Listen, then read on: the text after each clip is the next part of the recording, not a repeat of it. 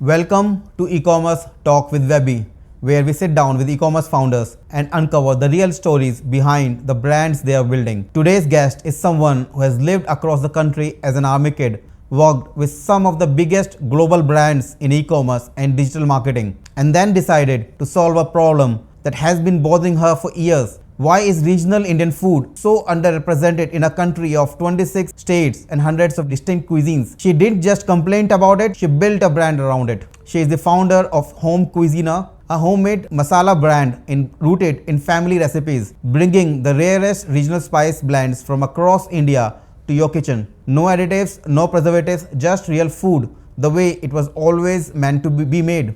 Please welcome Anita to e-commerce Talk with WebBee. So thank you for being here, Anita, and thank you for coming down to our office. Before we start, why don't you have a quick introduction about yourself, your journey, your education, anything you want to mention about yourself to us? First of all, thank you for having me here. And like you mentioned, I've been an army kid. I've changed schools almost every 2 years through my education. I've lived across the country, from places like Dalhousie in the north to Andaman and Nicobar to, in the last railway head is a place called Tinsukia. I lived a little further ahead of it in a station called Dinjan in Assam. Right. But yeah, so we had an interesting life. We traveled across. My corporate life brought me to Delhi NCR, and my first job was incidentally in Noida, and I started living here in 2005. And over the next few years, I figured I was very disappointed by the food in Delhi NCR. I know you guys have like the best chart and everything. But every time you wanted to eat something regional, or even if you wanted to eat like a thali, it would be the same thing. One dal makhni, one paneer butter masala, one sad looking gulab jamun, roti and chawal, right? And like you said, we have so many states, and within the states there are different, culinary heritages and recipes, and it was so severely underrepresented. If at that point of time, and I'm from Orissa, I wanted a good Odia meal, I think I would have to invite myself to my relative's house. There was no way I could get that, right? And now think of if you want to try Bangalorean, you want to try Goan, you try all of that. It was literally, and probably still is, virtually impossible to get that food in a city as cosmopolitan as Delhi NCR. Right. And that's where kind of the problem started niggling at me, and I wanted to have a go at it and solve it. So how does a army kid changing place every 2 years related to the food cuisine? You try so much different food, right? You're living in different small cantonments across the country. There's a potluck at somebody's house, there's a brunch, there's a dinner. We had a very active social life. So you would try everything. You would try Hyderabadi, Konkani, and even on Diwali, the mithai on somebody's house would be so different from the one at the next door neighbor's house. So it was a close community, but it was also a very diverse community. It was literally, normally it is said the life is not that social. You were saying you had a very active social life. Army life is very social, trust me.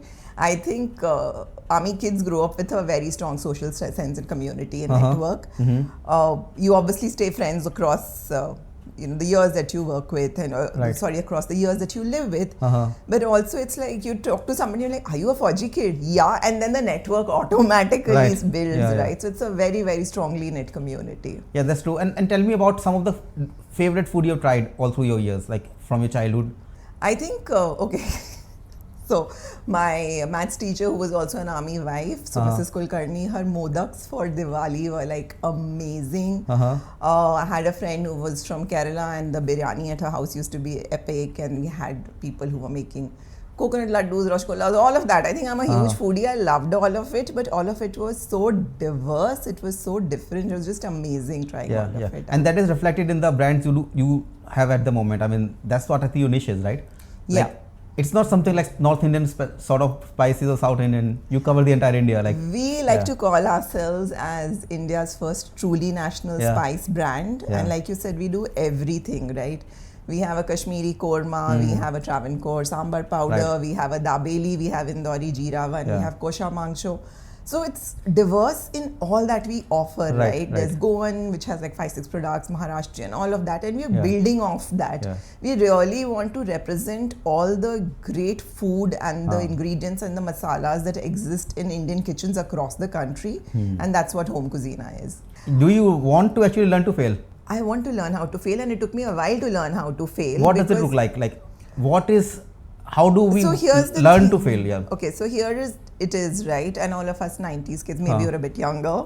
Padho, first आओ, career banao and everything. There's a certain path that is set for you, right? And you know, I'm good at this, I'm good at this.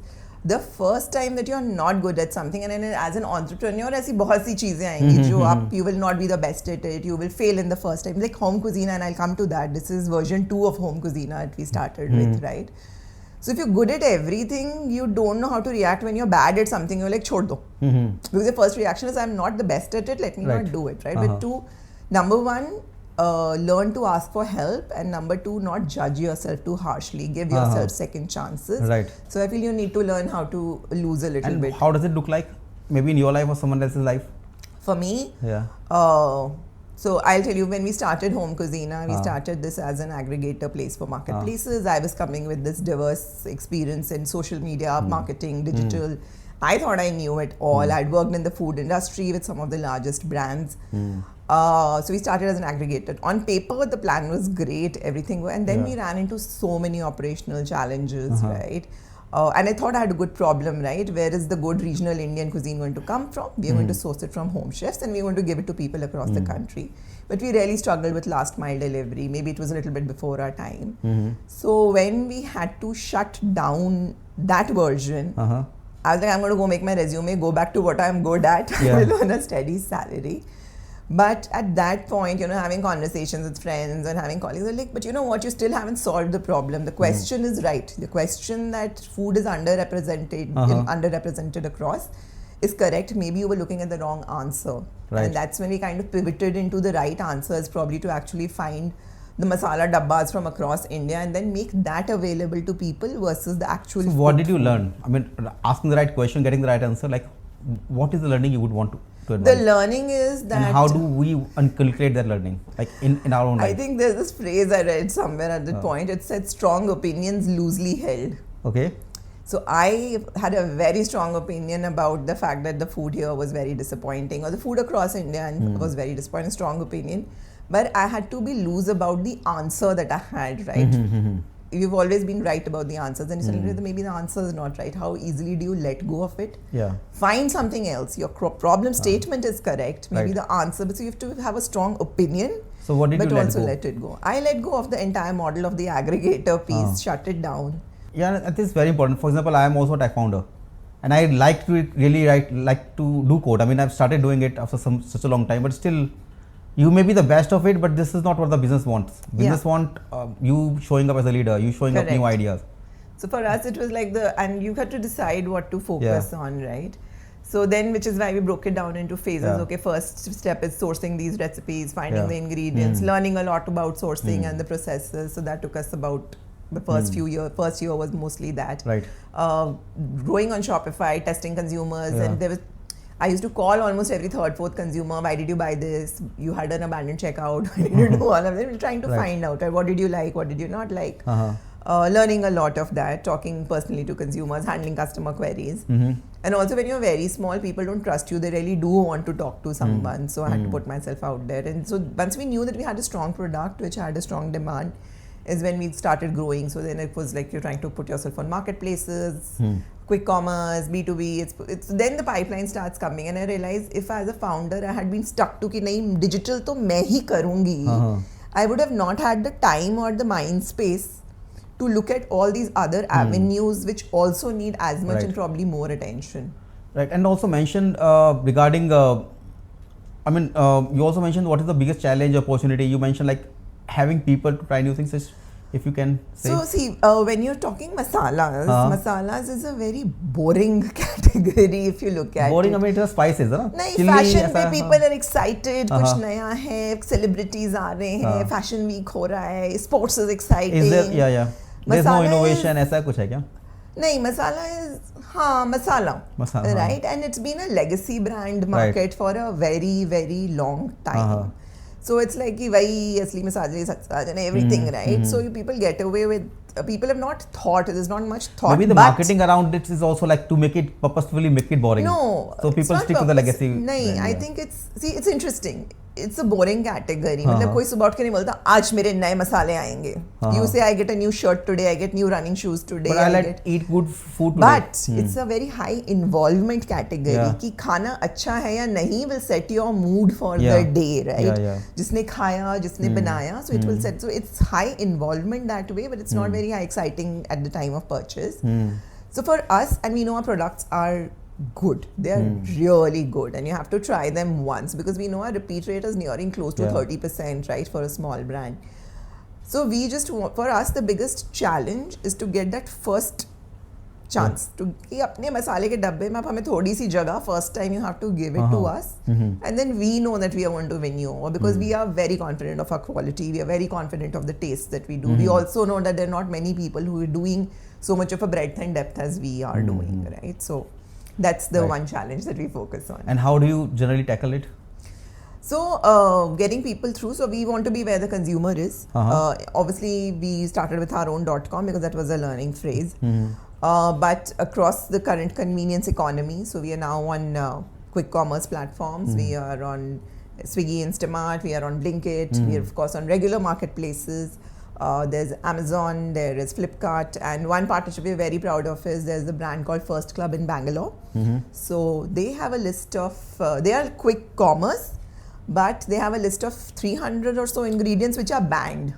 Banned. If you have that ingredient, you cannot be on First Club. And we were one of the first few brands that signed up with First Club. So yeah, so that's how we get to the consumer, the discerning consumer, and the one who wants convenience. Right. We are available at either point. So you do on your .com, you have a quick com presence. You also do a marketplace, and you do offline also, like some you're mentioning. We are present with one of the larger modern convenience stores across NCR, but we haven't really pushed offline. And you also mentioned like club, like what curry club? What's you mentioning? Oh, so we do a lot of offline events and partnerships. We do a lot of supper clubs across cities. Supper clubs are quite the rage right now because again there are consumers who are interested in different food, interesting food, regional food. And so we partner with a lot of supper club creators across. We've done these in NCR, Bombay, Bangalore, Kolkata, Pune, Chandigarh, a lot of these towns, and where we are part of the chef's pantry. The chef cooks with our food, consumer gets to try it. We also give them samples, we give them an opportunity to buy our product. So that's great. Why I was wanted to deepen more on this, like what are the other options if a new founder or someone who's trying to be different options, like are there other like avenues, offline there events, plenty actually, I think depending on categories. So I think number one, you have a small budget, right? So, and you have to find people who meet your niche, who look at doing similar events and experiences. People also are seeking experiences, right? थोड़ी बोरियत हो गई है Instagram reels scroll कर करके. So you want an experience, you want to go to something that you can talk to people, and I'm sure across category there are a lot of these things that you can find out. For us, supper clubs have been one. I feel there's some merit in cookbooks and things like that around food. So we would rather do a lot of those partnerships going forward. Right, that's great. So can you deepen this category as a whole? Like how does the category look like? I think it's more predominantly dominated by some big players, and then. So the food category per se is very busy. It's cluttered, but of course there are larger players who've been there forever. So there are a lot of interesting things happening in the ready-to-eat category, in the spices category, convenience and all of that. So there's enough and more room for everybody to grow. Some are playing on convenience, some are playing on ready-to-eat pastes and stuff like that. So it's that. Or there's people who are doing regional specifics. I know there are brands who do only Maharashtrian, who will do only Andhra, who will only do specific. But there is enough and more play and interest in the category. Right. And tell me about like the area source from, like you also mentioned this is your specialty, right? So two things when we do our sourcing. One, we don't source powders. So we get like Lakadong turmeric from Meghalaya. You get the whole root. There's a whole process of getting it dried down to a powder. So we powder nahi khareedte, we buy the raw material. We'll buy whole Bedgi chilies, we'll buy whole Guntur chilies, Karnataka, Andhra Pradesh. We get a lot of our spices from Kerala. Again, whole spices. Then we go through the process of cleaning, roasting, sun drying and all of that, and getting them into masalas. And what benefit do you get? It increases the cost, is it? or reduces it? It increases the cost. I could do it much cheaper. The benefit, I think, is for the consumer, because when you have the flavor and the fragrance, we also source a lot of little known spices which you will not find a lot of mainstream brands doing, right? Like if you speak to a Bengali household, typically there's something called radhuni, which is wild celery. वो आधे लोगों को पता नहीं होता और आधी जगह मिलता नहीं है. In fact, even in most commercial panch food, which is like the tadka for east of India, people have replaced mustard with radhuni because it's hard. But we go and find those. In our Maharashtrian masalas, we use things like dagad fool, nag kesar. When we do Kolkata biryani, there's a thing called long pipri, which is a very specific product. So which gives that specific flavor. So ये सस्ता नहीं है. It does not make it cheaper for us, but it makes it truer to the regional taste differences, and that's why it tastes different from each other. Right. And also mention about you also mentioned regarding the recipe of the chef. I mean, you have some. So our tagline is family recipes from home chefs, and I'll tell you why. Because when we start with a recipe, everybody can go chat GPT a recipe and make it. That's normal. I mean, that is the easiest way to do it. No, a lot of our recipes come from people who've had this in their family. Like my dadi's poha masala was very famous, or my dadi's, ghee roast was very famous. My mother makes this great, or my father makes something really good. So we work with the chefs. We take the recipes and then make it into what is available across, which basically means कि जैसे घर में बनता है, so I will not put fillers, I will not put colors, I will not put stabilizers or any of those, right? So when you're trying to explain it to anybody who comes on the team, we say कि अगर तुम्हारी mummy papa दादा चाची किसी को ये ingredient बता नहीं ना, तो वो डलेगा नहीं. So we will not put things which are like fillers and वो permissible additives, ऐसा कुछ नहीं. So which is why one example I'll give you is it took us our pav bhaji masala, we got the flavor perfect, but सबको वो commercial लाल की आदत होगी. So it took us a really long time to find the right kind of mirchi which would give that color but not the heat, so to get it right. So we'll find natural alternatives because पुराने में ऐसे ही होता था. And is it easy to get the natural alternatives? Now it is easier for us. Initially we did struggle because we didn't know how and where to go looking, but now we do because we've got the relationships with the producers, with the farming communities, so it's not easy. Also because these are commodities which have seasonality, ki barish ho gayi, kharab ho gaya, heat, all of that. So you have to plan in advance, look at all of that. So it's a whole other process which our production team looks into. So tell us about how does the research, innovation, anything you would mention? I mean, why I'm asking, because you said it's a boring category.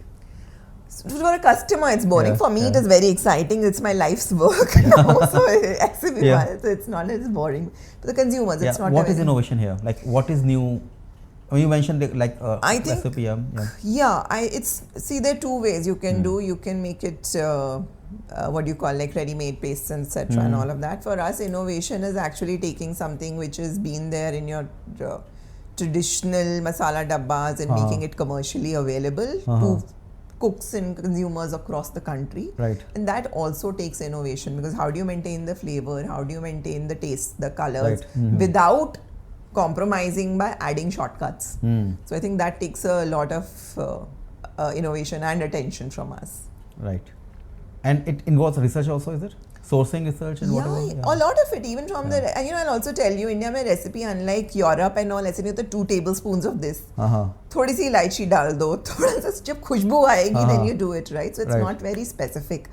But to be able to translate that to make it in larger batches, then that's a lot of testing back and forth. So Tell us about the content you create for your marketing and some of the a lot of our, so there are 2 parts of marketing. We actually we have signed on a new partner very recently. They're called the Voice Company guys, and they're like really good in terms of, so we have 3-4 pillars of content. One is obviously a lot of user generated content with creators, which we again have a whole strategy around that, but user generated content with creators largely focused on recipes and how do you make it, because when you see it, it feels like easy proof that I can also do it.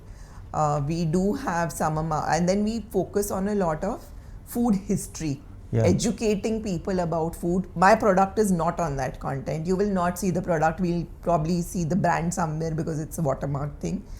And that has really resonated with people, right? Like a lot of people, I think one of our most successful posts, which had like over 1 million views was a carousal about the history of tea in India. We were not a chai drinking country. The reason and why it got through with the Britishers, etc., how tea breaks were encouraged, and then India made its mind by adding, made it its own by adding, you know, things like milk and all of that.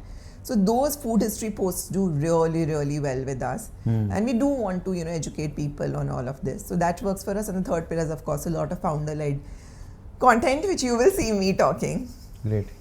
So one is the content you create, and which other channels you like? Where do you post those content?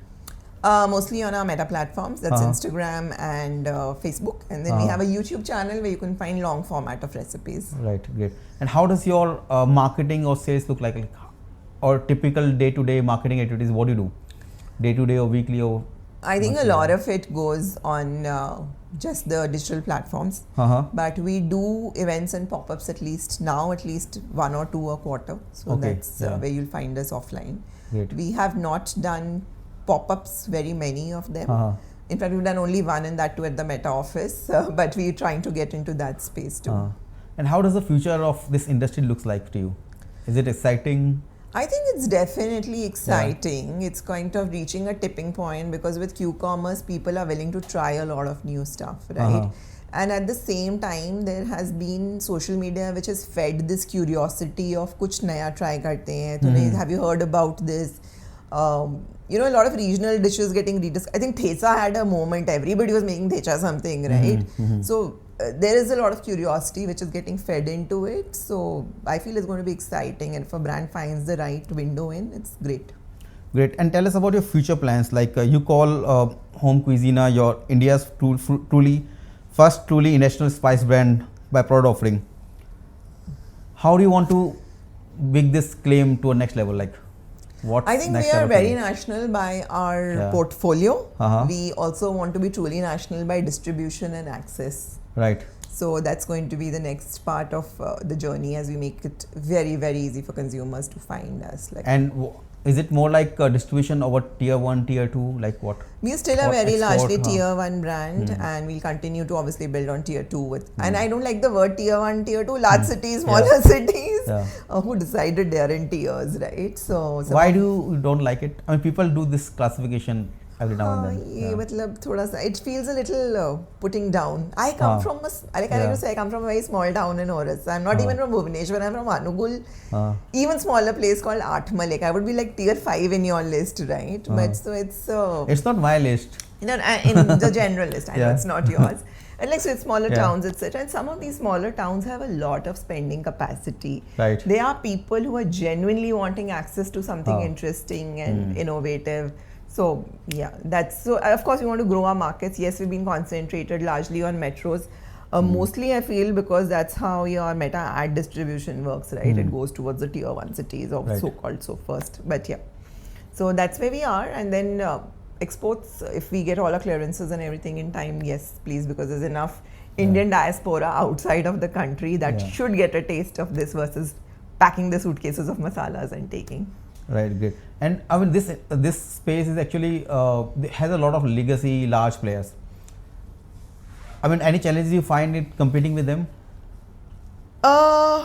See, I think, like I said, it's just getting the first chance in. And people are willing to try something new. I still want to try something new across, you know, a lot of brands that we are wearing, touching every day did not even exist in public conscience about 10 years ago. So that's right. It's completely doable. And where do you want Home Kouzina to be there after 5 years, after 10 years? After 5 or 10 years? I think we should probably be the default setting when people go and order something. And I just want that right away. And you also want to export, like, for the Indian diaspora? Yeah, we do want to export to the Indian diaspora across, because if we feel that the choices in India are limited, the choices outside of India are super limited. Right. And you know, if you find something that tastes like home when you're away from it, or I don't even taste like home, it's like a memory of home, right? When you eat something and you feel you go back to a time and place, I would want to be that brand for you. And having done such a lot of things in terms of like having such a wide variety of SKUs, I think you have 55, 57 you mentioned? Yeah. And also like so many channels you serve on, and then pop-up also. Is there any down moment, anything you would want to mention, anything? You also pivoted also recently, like 2 years ago. Yeah, so I think that was our big pivot. We've had small pivots also. So we did something in the ready-to-eat category for a bit. I think we've tried many things. We've tried pickles, we've tried festive, all of that has worked. Right. We did ready-to-eat. I feel it was too early for us as a brand to get into that category. And also it had a certain seasonality which we had not really understood. So we had a product which is ready, which I probably feel will be great when we get into the exports market. But for now, but it was quick. So, but at least we got the recipe right, we got the process right, we got the costings right. Maybe any regrets, anything you're grateful for, anything you want to mention? Not really. I can't think of any regrets. Stuck to it for this long. Right, great. So thank you for being here. So, in our last final round of rapid fire questions, if you allow me. Okay. One regional dish most people in Delhi have never heard of, but absolutely should try. Can I give it two? Yeah, please. So one, I think if you eat non-vegetarian and you're in Delhi, you should try non-vegetarian food with dosa. Ghee roast and dosa, you are never going back to anything other. People believe that, dosa is always with sambar and chutney. But you go to a truly South Indian household, you have it with everything, including non-vegetarian food, and it tastes brilliant because it soaks up the juices. The second, because I'm from Odisha, and no, we don't sell any of those products, but pakhal bhat, which is basically fermented rice. You have it in summer, it's cold, and you eat it and you go for a 3 to 4 hour nap. I'm telling you, the summer road rage in Delhi will come down if people start having pakhal bhat every afternoon. Yeah. And why so? Because it's just, okay, how do I tell you? It's a feeling. You eat it and you're knocked out for 3 hours. फिर आप सोते हो, फिर आप उठते हो, जिंदगी बहुत हसीन लगती है. So it's very calming. It's actually in the heat. It's very calming and it's cool. So yeah. Great. So Blinkit, Amazon, or your own website. Pick one forever. Own website. Own website. Why? Better margins for me, more choice for the consumer. And it looks like our own, something we have built. It's something you own and something you built. Great. The most underrated masala in an Indian kitchen. The most underrated masala in an Indian kitchen would be, I'll have to think a little bit on that one. I think it's the lal mirch that you're buying. And why so? Because mirch is not mirch. There's mirch for color, there's mirch for heat, there is tikha mirch, there's difference. It's not just one thing, right? So it could make or break a dish. Right. One word to describe the Indian food industry right now. Busy and exciting. Great. But these are 2 words. 3. Busy and exciting. Spicy. Spicy, great. So biggest myth about regional Indian cooking. Biggest myth. The biggest myth about Indian regional cooking is that it has to be very hard and built on labor and घंटों बैठ के चटनी पीसनी पड़ती है and all of that. ऐसा नहीं है और ऐसा होना भी नहीं चाहिए. If we can build convenience into our everyday shopping, into our everyday living, why cannot we build convenience into Asian cooking also? Somebody tells you that you coded in 1 day versus 1 hour, मतलब नहीं, तुम्हें और time लगाना चाहिए था. Same thing, great food can come with minimal hours if you can build that convenience because everything has moved to that, right? There is, I think, I don't know, how do you say that ki hum isko, hard labor does not equal great taste. Great ingredients probably equal great taste. Great. Founder life in one word. Oh, it's a seesaw. Better mostly upswing. Great. A roller coaster? Yeah, it's a roller coaster, not a seesaw, but it's mostly on the upswing. Great. One Home Kouzina product you cook every single week. Can I tell you one masala which I use every? So we have something called the Bombay Frankie masala. I think I put it in my paratha. I put it in whatever I'm making. I'll probably just use it like that, and I also use it to make Frankies. So it's like an eternal use. Great. So that's the all questions I have. Hope you liked it. Thank you so much. I had fun, and it's like cool to do. Great. Thank you for being here. Thank you for being here, Anita. Thanks so much. Thank you.